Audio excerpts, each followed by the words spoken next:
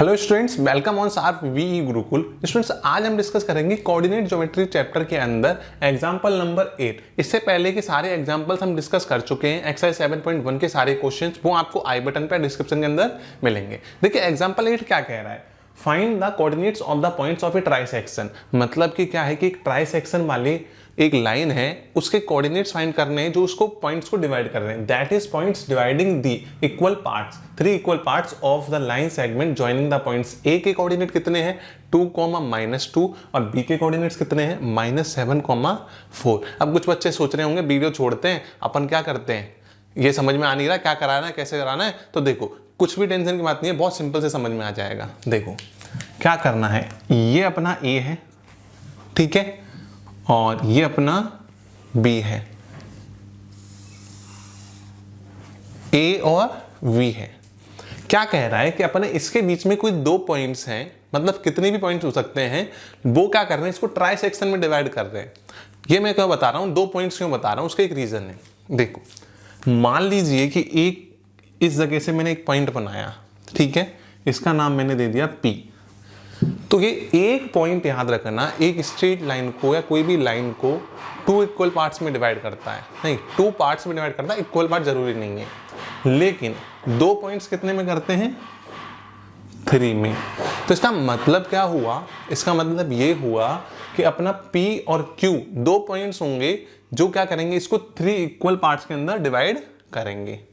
Yes और no. तो इसका मतलब क्या हुआ, अगर ये 3 होता तो ये कितना होता, ये 1 होता, ये 1 होता और ये 1 होता, ठीक है। तो इस टाइप से अगर ये 4 पार्ट्स में डिवाइड होता तो इसको अपन 4 ले लेते, 1 1 1 इस टाइप से ले लेते। तो इस टाइप से आप कैसे भी क्वेश्चन को कर सकते हो, ठीक है। अब क्वेश्चन के हिसाब से चलते हैं। क्वेश्चन के कोऑर्डिनेट है 2, -2 और बी क्या है -7, 4। अब देखो P के कोऑर्डिनेट्स निकालने हैं हमें, तो आप मुझे एक चीज बताओ, सबसे पहले फॉर्मूला क्या होता है। सर फॉर्मूला होता है, आपने बताया है कि x = सेक्शन फॉर्मूला क्या होता है, x1 m2 + x2 m1 upon m1 + m2। जिस जगह एक लाइन को पार्ट्स के अंदर डिवाइड करने की बात होती है, कोई पॉइंट होता है एक लाइन के अंदर, उस केस में हम क्या निकालते हैं, मतलब क्या लगाते हैं, सेक्शन फॉर्मूला। लेकिन अगर डिस्टेंस निकालने की बात होती है तो कौन सा फॉर्मूला लगाते हैं, डिस्टेंस फॉर्मूला। याद रखना, समझ में आ गया। तो अब देखो x आ गया हमारे पास में, अब y निकालो, वो क्या होगा y1 m2 + y2 m1 upon m1 + m2। समझ में आ गया। अब देखो अपन को इसमें क्या करना है, इसको सब्स्टिट्यूट करना है। पहला काम क्या कह रहा है क्वेश्चन हमसे कि P के कोऑर्डिनेट्स बताओ। तो P किस केसों में काट रहा है, P के केस में AP और PB 2 पार्ट्स बने।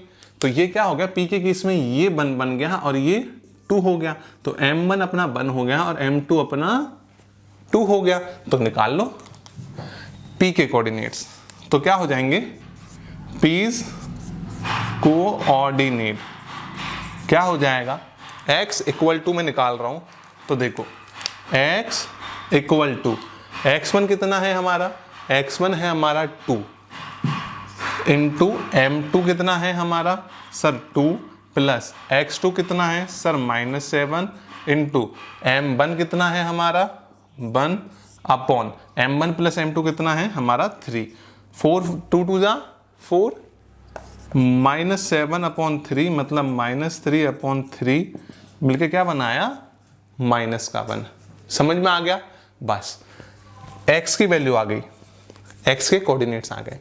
y कैसे निकालेंगे, y के केस में सेम टू सेम, y1 कितना है हमारा -2, y1 -2 इंटू m2 कितना है सर 2 प्लस y2 कितना है -7। अब आप कहोगे सर आप फॉर्मूलेस किस जगह से यूज कर रहे हो। देखो ये हमारा x1 है, ये हमारा y1 है, मतलब 2 तो x1 हो गया, y1 का हो गया -2, ये हो गया हमारा x2, ये हो गया हमारा y2। समझ में आ गया।